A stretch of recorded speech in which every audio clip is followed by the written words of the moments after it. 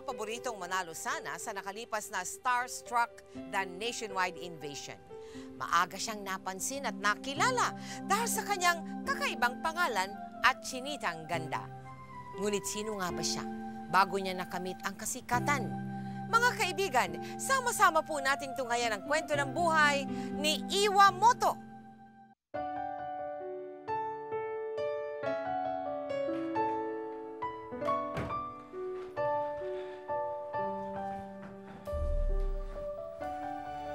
Watashi no kodomo wa kawaii ne.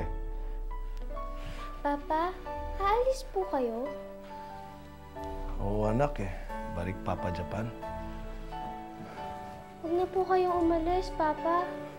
Namimiss ko po kayo. Hindi po ako makatulog pag wala kayo. Di pwede. Madami trabaho, Papa. Sige na, anak. Tulog ka na. Ito, tabi mo para lagi tabi, Papa. Ha? Good night. Kailan po kayo babalik? Pag recognition mo, balik ako dito. Promise po? Oo, anak. Promise. Sige, tulog ka na, ha? Good night. Good night po. Sige. Papa. Ano, anak? I love you. I love you, anak.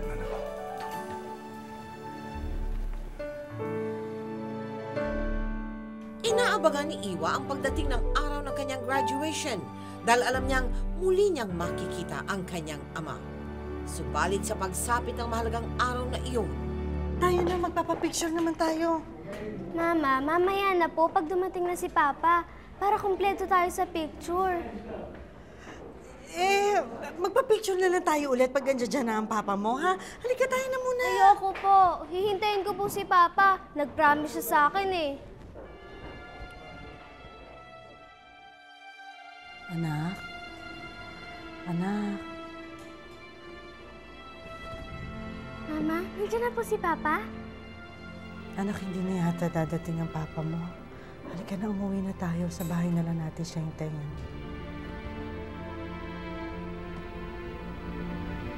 Sige po. Mama, bakit po hindi dumating si Papa? Nag-promise po siya sa akin eh. Kaya mo, anak. Pagdating natin sa bahay, tatawagan natin ang papa mo, ha?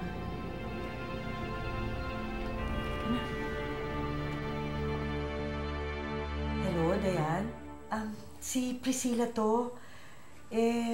Tatanong ko lang sana kung meron ka dyan balita sa Japan tungkol sa asawa ko kay Hiro. Kasi tawag ako ng tawag sa telepono niya, ring lang ng ring yung phone eh. Tapos halos isang buwan na rin siyang hindi tumatawag sa amin. Nag-aalala ako baka meron na masama nangyari sa kanya. Priscilla, ayoko sana sa akin pamanggaling. Pero, Bakit? Meron ba nangyari kay Hiro? Na-aksidente ba siya?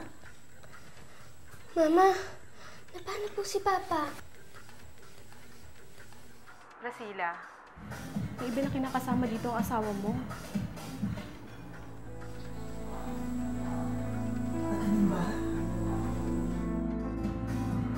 Sige na yan, ha? Salamat, sinabi mo.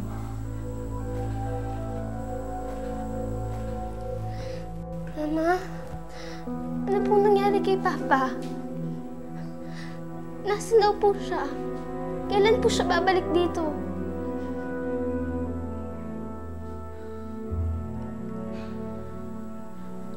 Huwag mo nang hintayin ang papa mo. Hindi na siya babalik sa atin, iniwan mo. Mama!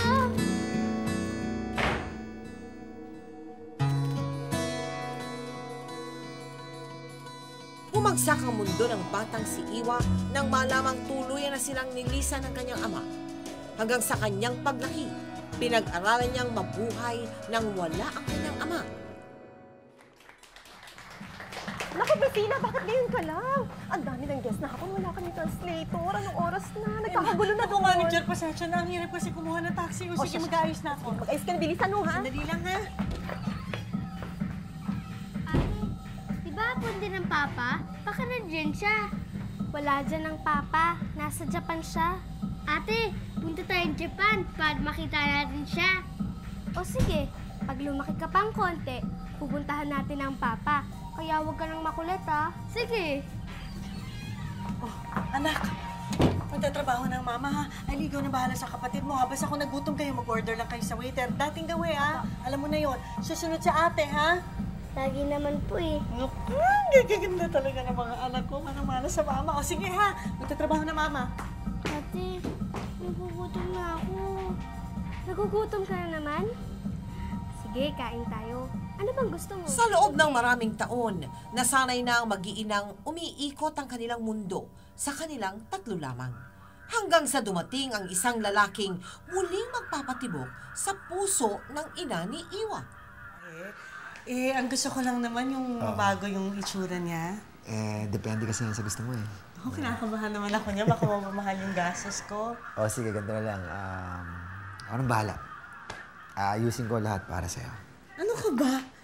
Mamaya, hindi naman totoo yung sinasabi mo. Totoo yan. Promise. Ikaw talaga? Totoo talaga. Pangako? Pangako ko sa'yo. Ay, mga bata, si Tito Jerry nyo, siya yung gagawa ng garahe natin sa labas. Ang mga anak ko. Okay. Hindi magtatagal, magiging nobyo na rin ng ina ni Iwa ang lalaking iyon. Oh anak, gising ka na pala. Halika, mag-breakfast ka na. Aileen, atat, pinaganda ka namin ng almusal. Bakit ang aga niyan dito?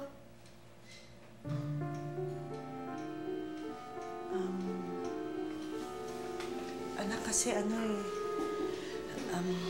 dito natulog ang Tito Jerry mo.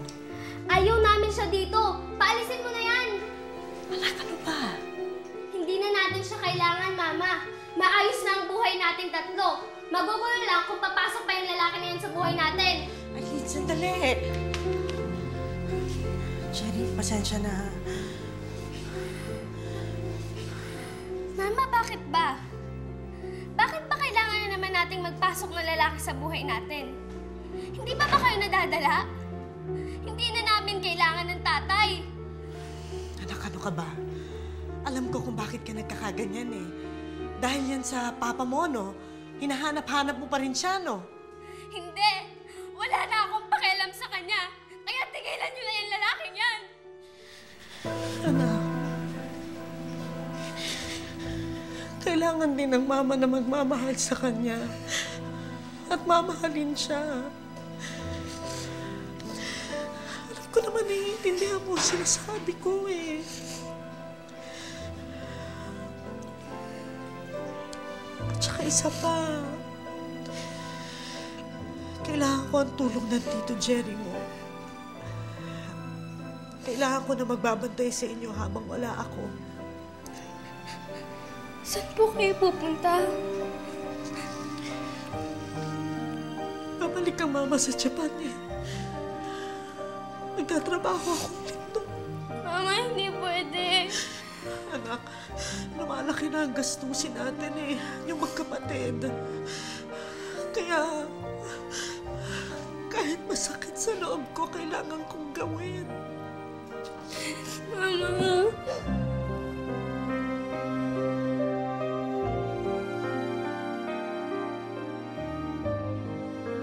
Dinamdam ni Iwa ang pagkakaroon ng bagong kasintahan ng kanyang ina at ang desisyon nitong mangibang bansa. Walang nagawa si Iwa kung hindi tanggapin na lamang ang kapalarang ito. Hindi nagtagal, tuluyan na rin umalis ang ina ni Iwa patungong Japan upang doon magtrabaho. Naiwan si Iwa at si Mickey sa pangangalaga ni Jerry na naging bago nilang amain. Mabuti naman pare, pinatulog ka, kumbaga, ay, kumusta ang eskwela?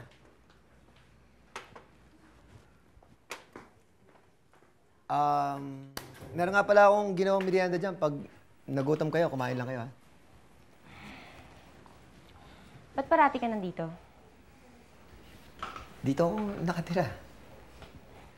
Alam kong dito ka nakikitira. Ang ibig kong sabihin, bakit wala kang pantrabaho? Medyo nagpapahinga ako ngayon, saka may mga project naman akong iniintay, eh. Saka, isa pa, trabaho ko naman yung alagaan kayong dalawa. Pare, si Aileen nga pala, saka si Mickey, anak ni Priscilla. Nagkakasiyahan lang naman kami. Yan ba ang sinasabi mo sa akin na trabahong pag-aalaga sa amin?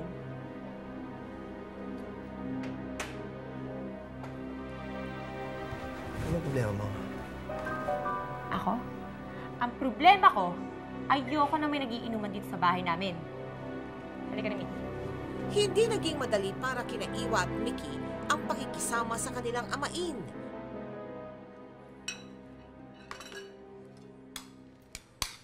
Ganyan na naman ang ulam natin. Ano naman masama sa isda? Wala. Pero kung araw-araw, ganyan ang ulam namin, baka tubuan kami ng kalistis niyan. Bakit? Hindi ba nagpapadala ang mama? Ano ibig mo sabihin? Winawaldas ko ang pera ng nanay mo, ganun ba? Sa'yo na nga nanggaling eh! Hoy! Wala kang ni katiting na karapatan para saktan ang kapatid ko. Dahil una, hindi mo kami pinapalaman at pangalawa, hindi ka namin kaano-ano.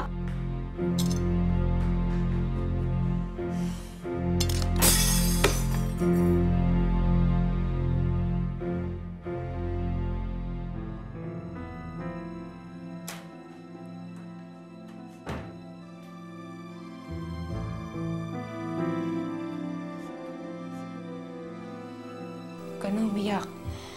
Simula nga hindi na mauulit yun. Ate, ganun po ba si Papa pag nagagalit?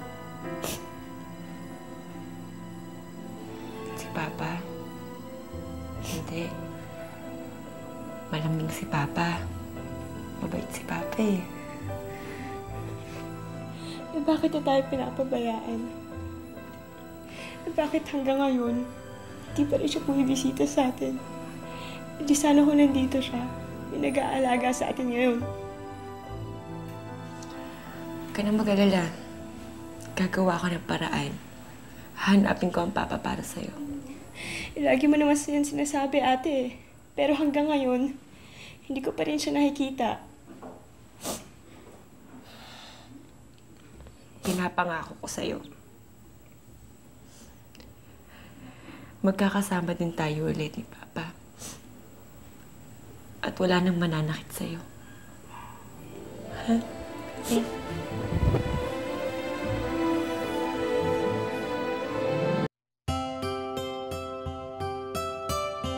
Dahil sa sampal na inabot ni Mickey mula sa amain, lalong tumindi ang pangungulila ng magkapatid sa kanilang ina at sa tunay nilang ama. Sa mga panahong iyon, tila lungkot at puot na lamang ang naninirahan sa kanilang dibdib. Subalit hindi rin nagtagal, muling nagbalik ang kanilang ina mula sa pagtatrabaho sa Japan. O, ito, Mickey, para sa'yo yan, ha? Wow, Mami! Thank you po! May mga chocolates pa rito, ha? Sige ba? Ay, yung sa'yo. Ayan. O, ito, para sa'yo yan.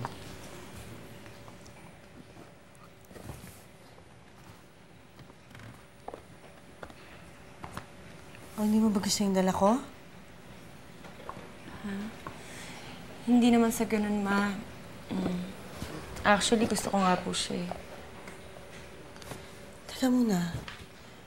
Masama bang pakiramdam mo? May sakit ka ba? Parang hindi ka naman natutuwa sa pagdating ko. Naman, sobrang miss na miss ka nga namin eh. Anong problema? Teka, tungkol ba sa Tatay Jerry mo? Meron ba siyang ginawa masama sa'yo? Ma? Hindi man lang po ba kayo nagkita o nagkausap ni Papa sa Japan?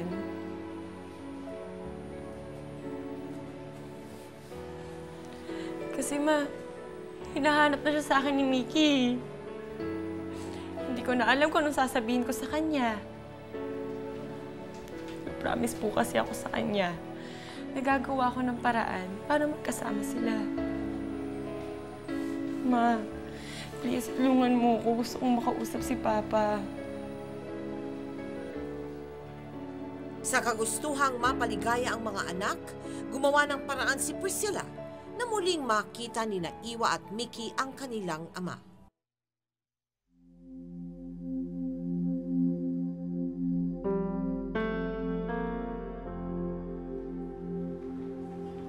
Ate, yan na yata ang papa. Saan? Hindi naman siya yun. Yung bata niya, umpo ka nga. Masyado nga excited eh. Pati ako nahahawa sa'yo.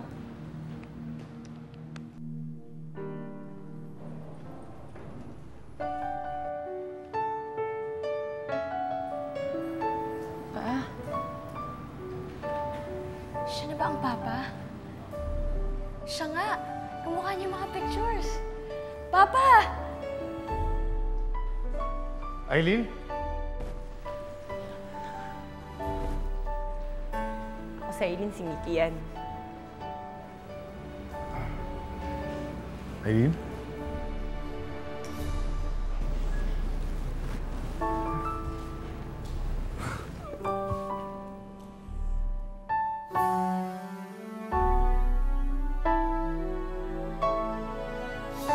Hindi masukat ang tuwa ni Iwa nang muling makapiling ang kanyang ama. Dahil dito, nabuo ang kanyang pag-asang muling mabuo ang nawasak na pamilya. Grabe, Ma. Alam mo ba, kanina tuwang-tuwa si Mickey nung nakita niya si Papa. Nagkukulitan pa nga yung dalawa eh. Saya nga eh.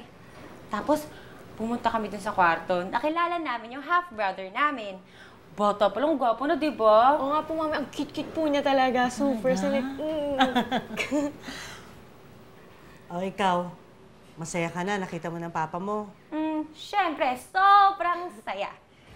Sana nga, makasama ko ulit siya ngayon. Gustong-gusto ko na nga siya makasama eh. Sabi ni Papa, tatawagan niya daw kami kapag tapos na inaasikaso niya dito. Kakasama-sama ulit kami at lalabas tayo, di ba? Ma, gwapo pa rin si Papa. Bagay pa rin kayo. Ma, may question lang ako. Mahal mo pa rin ba si Papa? Oo nga, Ma. Anak, may sasabihin sana ako sa inyo eh. Ano po yun? Ano po yun, Ma'am?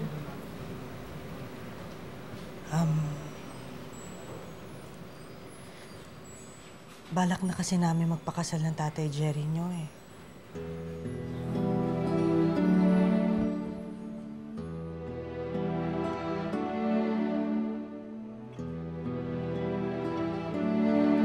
Aileen! Mickey!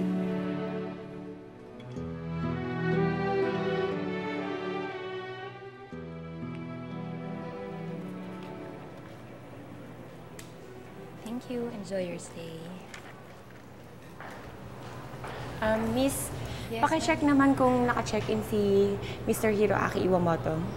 May I know who's asking? Anak niya, pakisabi sa Aileen. Okay, dali lang. I'm sorry, ma'am, pero nag-check out na sila. Ha?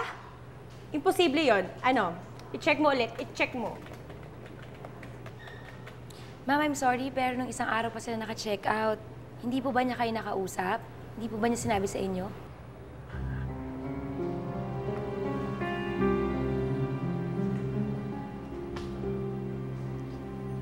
Labis na nasaktan si Iwa nang malaman niyang muli na naman silang nilisan ng ama. Lalo pang nadagdagan ang sakit nang sumapit ang araw ng pag-iisang dibdib ng kanyang ina at amain.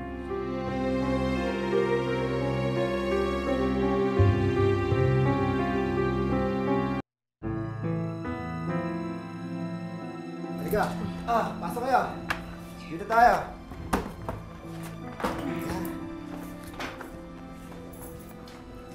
Ano sa tingin nyo? Ang ganda! Ganda ba? Oo, tsaka masarap dito sa Davao, ano? Oo naman. Sariwa yung hangin, tas tahimik pa. Tama. Eh, gaano ba tayo katagal dito? Oo nga, Ma. Kailan po ba tayo babalik ng Manila? Mga anak, kasi nakahanap ng trabaho ang Tatay Jerry nyo dito eh. Kaya naisip namin, mas maganda siguro kung dito na tayo manirahan. Ano? Eh, paano yung mga kaibigan namin? Paano si Papa? mas lalo magiging mahirap sa aming magkita. Anak, mababait naman yung tao dito eh. Sigurado ko hindi kayo mahihirapan na maghanap ng mga bagong kaibigan. Magiging masaya tayo dito, Eileen. Ma, kayo lang ang magiging masaya dito, hindi kami. Napagman sa kanyang kalooban, walang nagawa si Iwa kung hindi ang sumunod sa kagustuhan ng kanyang ina.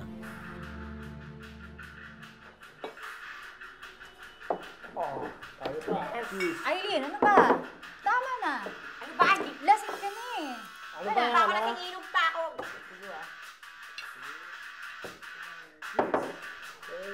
Pahingi naman dyan. Ano na? Hindi pala. Okay ka lang? Tigil na nga natin to. Baka mamaya mapagalitan kami ng tatay mo, pati kami masisipa. Ano ba? Tama na ba? Tignan natin. Ha? Tigil na kayo. Wala akong tatay, tigilan niyo ako ah. Inom pa! Lasing ka lang Kapit ha. kita. Paano ka nabuo na walang tatay?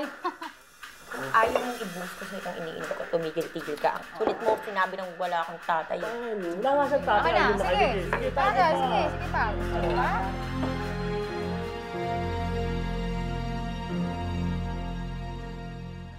Ano bang ginagawa mo sa buhay mo, ha? Ano bang problema mo, ha? Anong problema ko? Tumawag dito ang teacher mo. Lagi ka raw nakikipag-away sa school, nagka-cut ng classes. Hindi mo raw ginagawa mga assignments mo, hindi ka nagpa-participate. Ang bababa daw ng grades mo! Nakainom ka ba? Lasing ako ba? Ba't ka ba nagkakaganyan, ha, Eileen? Dahil ayoko sa buhay na to. Dahil ayoko sa lalaki pinilit mo kay Papa. At ayoko sa lugar na to. At habang tumatagal, pati ikaw ayoko na maging nanay!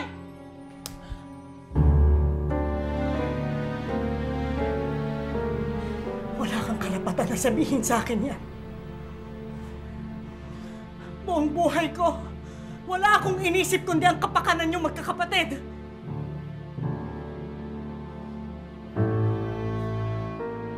Ibinaling ni Iwa ang kanyang oras sa barkada at pag-inom hanggang sa tuluyan na siyang lamunin ng matinding lungkot at sama ng loob.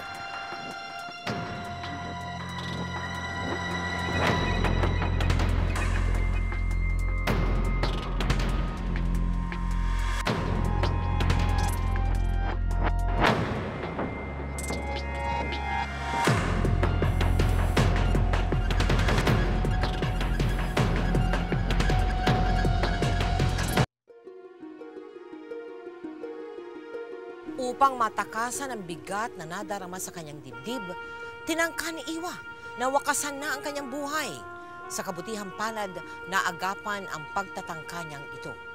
Samantala, makalipas lamang ang ilang araw, muli silang magkikita ng kanyang ama.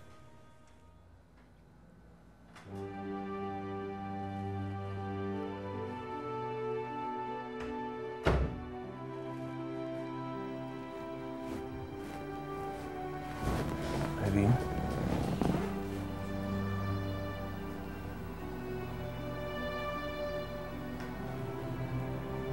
Watashi no kodomo wa kawai ne.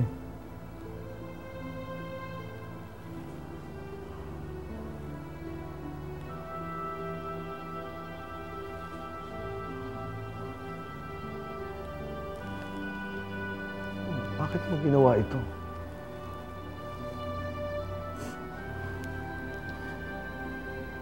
I love you.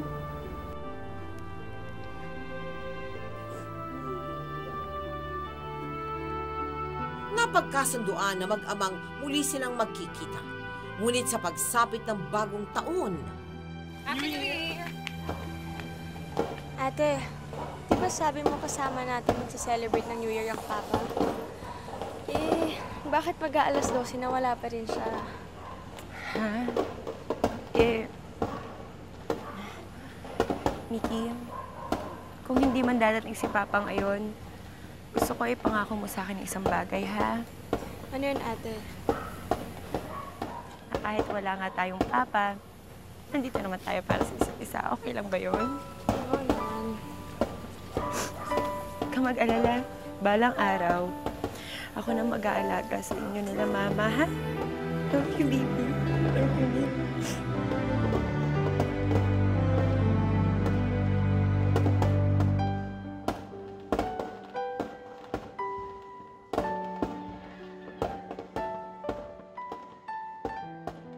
Ano? Sa Maynila ka magka-college? San doon? Eh di sa Las Piñas, di ba may bahay din naman tayo doon? Eh, ang kaso, mag-isa ka doon. Walang magbabantay.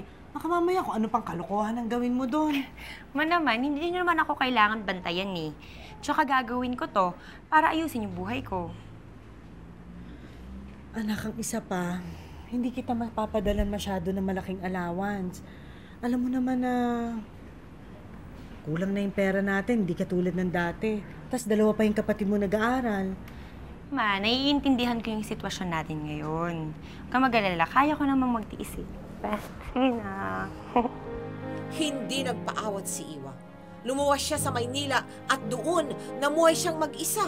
Bagamat nangungulila sa kanyang pamilya, inilagay niya sa kanyang isipan na kailangan niyang maging matatag.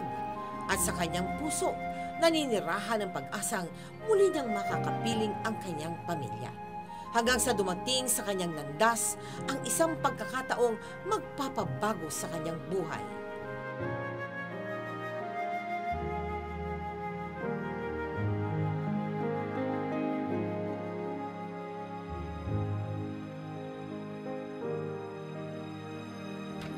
Aileen! Aileen! O bakit? Kung andito na naman maganda mong friend, ang maganda mong kapitbahay, pero ngayon, may chika ako sa'yo. Chika? Anong chika na naman yan? Ako gumagawa ng assignment. Wala akong panahon para sa mga ganyan. Ano ka ba? Baka ito pa magbabago sa buhay mo, no? Ha? Eh ano naman yun? It's a chance of a lifetime. Ano nga yun? Be part of the nationwide invasion, Starstruck! Isa GMA7. Ano? Gaga, sumali ka doon sa Starstruck. Alam mo, sayang yung beauty mo. Sasamahan pa kita. Kaysa naman mabulok lang dito yan sa Las Piñas. Alam mo, loka ka talaga, no? Ayoko nga. Tsaka layo-layo ng GMA, no? Hindi pa ako nakakaabot ng QC. Ano ka ba, hindi sa QC? Pati sa SM, dinadala na yung audition sa Starstruck. Tara na, bilis! Alam mo, kung gusto mo, ikaw na lang. Di ba ikaw naman may gusto? Audition ka doon, sige. Hay nako, bahala kang arte-arte mo. Sige ka, isang araw, gigising ka, nangangamoy ka na, tapos yun, bulok ka na. Tara na, bilis. Ano Sige ba? na, punta na tayo Bulok ko. SM. Ayoko. Ano ka ba? Wala ka ng palusot? Ang lapit-lapit lang, isang jeep lang. Yay! Bis na, bilis! Go! Sige na, bakit na matigil ka na. Naatayin mo ako. Bis lang ako. Bilisan mo, ha? Ayoko Napilitan din si Iwa na sunggaban ang pagkakataong iyon. Hindi nagtagal, nag-audition din siya sa Starstruck, The Nationwide Invasion. Pinalad si Iwa na makapasa sa Starstruck. Subalit, agad na matatabunan ang balitang ito ng isang pangyayaring hindi niya inaasahan. Ay, naku, ang galing-galing na alaga ako. Nakapasok sa top 14. Uy, ang saya niya, no? Parang kang stage mother dyan. Ikaw naman kasi, anong drama mo? Dami-dami nagpapakamatay para mag-artista, tapos ikaw parang wala lang. Eh, ano naman kasi mangyayari sa akin dito? Pagkatapos ito, ano? Alam mo, marami akong pangarap para sa pamilya ko. Una, gusto ko silang mabalik dito sa Manila. Gusto ko, mabuhay sila ng maayos at saka makapag-aral yung mga kapatid ko. At magagawa ko lang yun kung magtatapos ako sa pag-aaral. Hindi sa sandaling pagpapakit sa TV, no?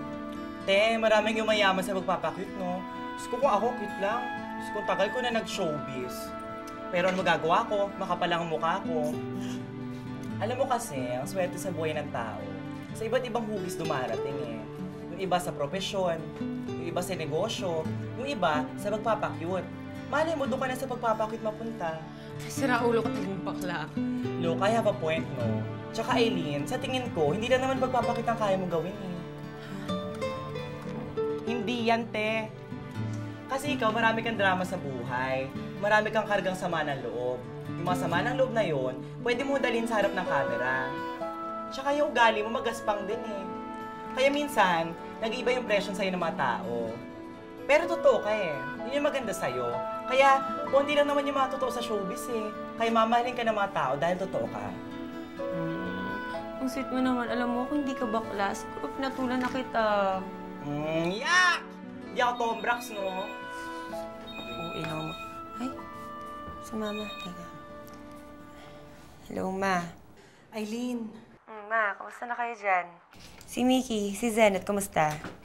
Anak, kaya nga ako tumawag sa'yo eh.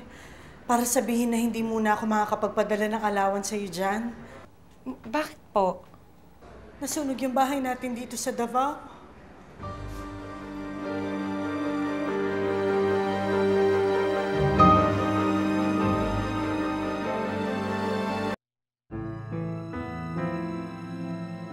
Dahil sa mapait na karanasang sinapit ng kanyang pamilya sa Davao, nagpursige si Iwa na makamit ang tagumpay na maaaring ihatid ng starstruck sa kanya at sa kanyang pamilya.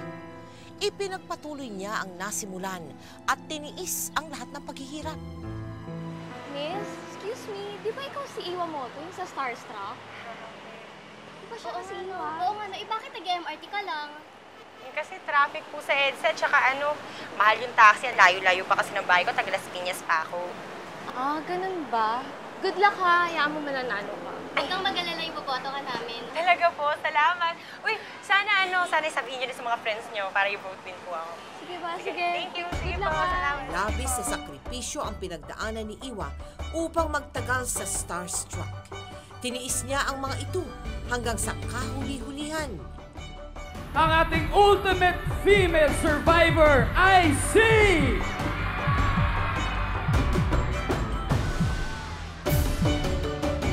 Jackie Rice! Bagamat hindi siya ang itinanghal na ultimate female survivor, masaya pa rin si Iwa sa kanyang inabot.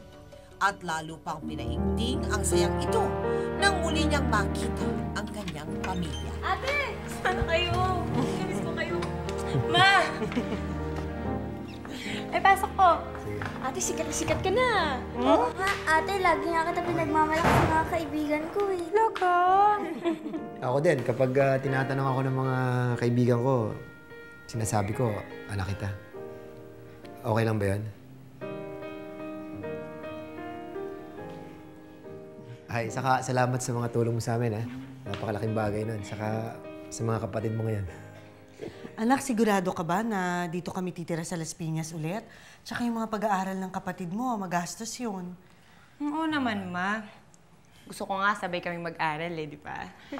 Tsaka kahit hindi ako nanalo, hindi naman ako pababayaan ng GMA. May mga projects nga na nakaline up para sa akin di ba? Pero ang pinaka-importante dyan, magkakasama-sama na ulit tayo. Magpakailanman.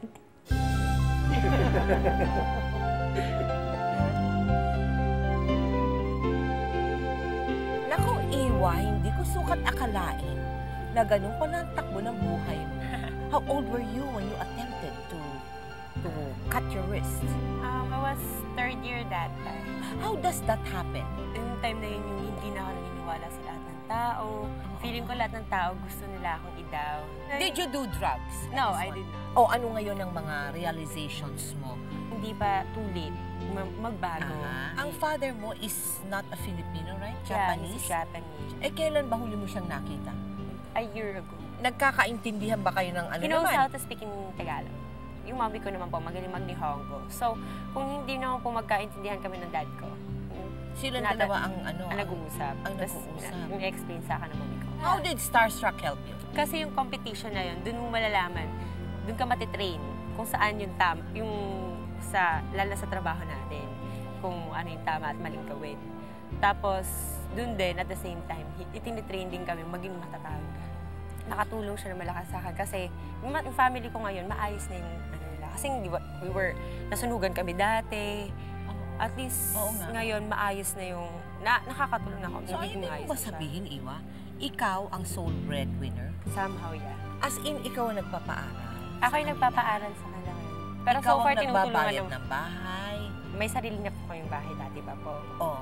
Ano po? Pero lahat ng Kuryente. gastusin, Opo, kuryente, ako. ikaw, tubig, ikaw, gasolina, ikaw, pagkain araw-araw, ikaw. Aba, teka muna, magkano bang kinikita nitong batang ito? Aba, my goodness! Hindi po, kasi... Ganun ba? Ano po, si mama po kasi, magaling po siya mag-budget. Buong-buo binibigay mo sa mama mo? 90%. Naging issue sa'yo, maldita ka daw, di ba? Hindi po. Di ba naging issue sa'yo Sa Starstruck. Starstruck, maldita ka daw. For me po, lahat po ng tao may ganong attitude. O so sinasabi mo, normal po siya. totoo, inaamin mo na.